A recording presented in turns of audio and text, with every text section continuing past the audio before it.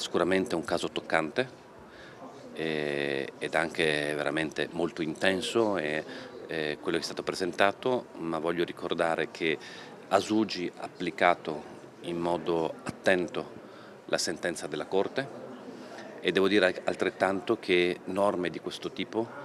non si possono basare su casi singoli particolari, seppur drammatici, ma devono sempre avere una valenza di carattere generale. E con estrema delicatezza ma altrettanta fermezza che il presidente della regione Massimiliano Federiga commenta la complessa questione del fine vita. Il riferimento è alla vicenda della triestina Martina Oppelli, morta in Svizzera tramite suicidio assistito. La cautela del governatore non è dovuta solo alla delicatezza dello specifico caso, ma anche alla scelta di legiferare sul tema, seguendo l'onda del momento, basandosi su casi singoli e forse commettendo qualche errore. Dico questo perché purtroppo vediamo altri paesi dove hanno legiferato su suicidio assistito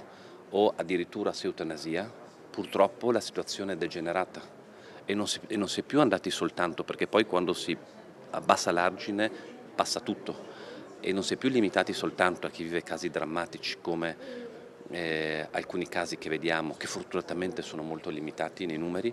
ma abbiamo casi in cui addirittura persone con depressione, e ci sono casi concreti che sto citando, hanno avuto accesso al suicidio assistito. Basare queste scelte sull'emotività, seppur forte del momento da parte dell'opinione pubblica, non c'è dubbio che ci sia su un caso così struggente, però rischia di fare dei danni enormi.